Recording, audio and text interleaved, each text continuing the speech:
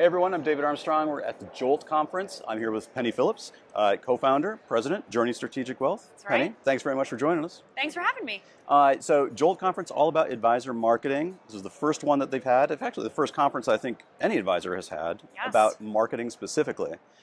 From your perspective, working as many advisors as you do, what do advisors get wrong about marketing? How long Well, do you yeah, have? right, exactly. It's like they spend zero on it traditionally, right? So I'll answer that in a couple ways. The first thing is, and this is no fault of the advisor, but we expect advisors to be amazing technicians as advisors. Mm-hmm. We expect them to be amazing business owners. And then we expect them to be incredible CMOs and think strategically about how to build a marketing plan and what technology to use.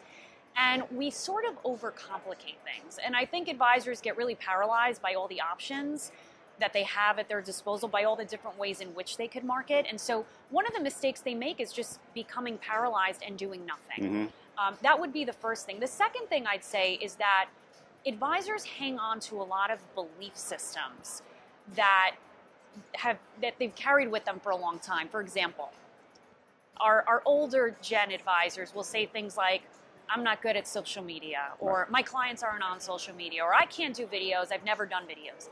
And these belief systems hinder them from actually evolving and changing and trying new things. So I would say, for me, those are the top two mistakes that I see. Can I throw another one at you? Please. So I think advisors, traditionally, it's always been a referral business.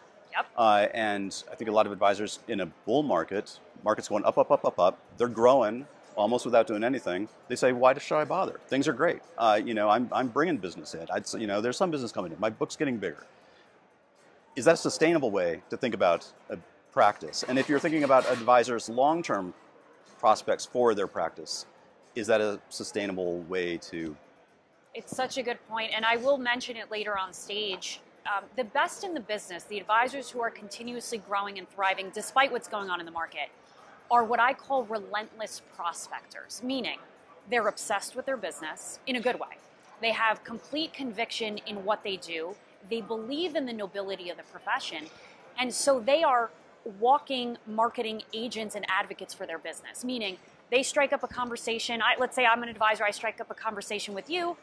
At some point quickly, I'm talking about Journey and all the exciting things we're doing and all the people we're hiring and what we're planning. So naturally attracting people, getting them excited about what they're building. The best in the business do that on an ongoing basis constantly.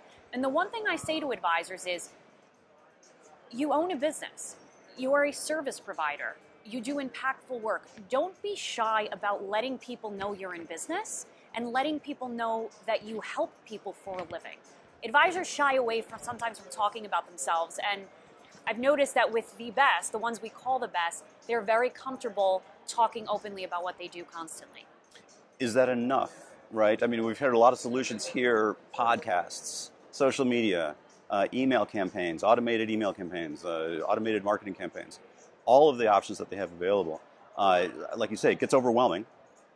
Where are your advisors stepping up, and where should they be kind of putting their?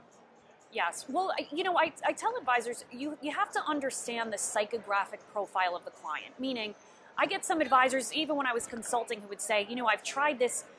I'm on LinkedIn now, and I'm sending cold DMs to prospects on LinkedIn. And I say to them, well, what are your prospects like? And they're like, well, they're retirees. I'm like, okay, they're not on LinkedIn. So don't go on LinkedIn.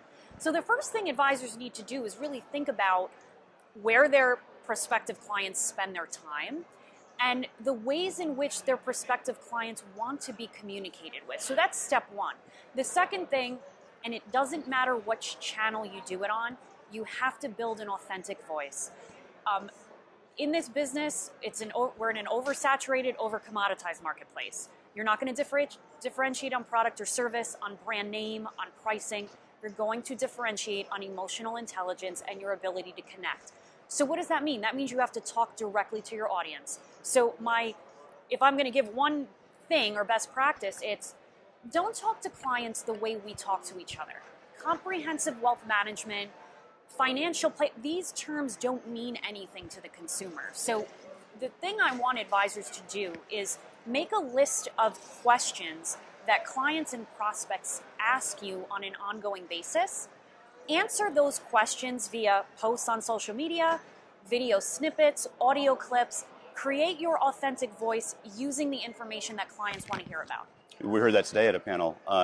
Interview clients and ask them what they're concerned about, and use that as to feed a content production system, however that might look. Absolutely. Yeah. Podcasting, does every advisor need a podcast?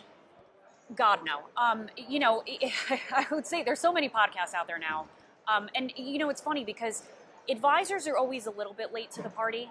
So by the time I think advisors start launching a podcast, it may be a little bit too late. Just like advisors now on Twitter and doing videos when we wanted them to be doing that 5 years ago. But what I'd say is don't force any marketing strategy, meaning the best marketing is authentic and organic. And so hosting a podcast may not be something that aligns with your consumer preferences. Meaning, if you, on the flip side, if you serve Gen Y and Gen Xers and you have a very specific market, you specialize, and you can provide thought leadership content to that group and you're comfortable talking, you know, off the cuff, then great, a podcast might be for you. But one easy way to start dripping on clients and prospects is to simply begin with a blog or a video series. That's how I built my original business, was recording 10-minute clips, emailing them out to groups of my prospects or advisors, emailing them out to advisors with one powerful idea that would help their business.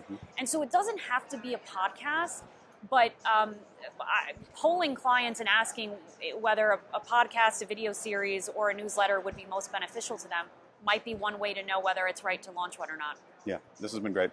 Penny, thanks very much for joining us. Thank you. Thank you.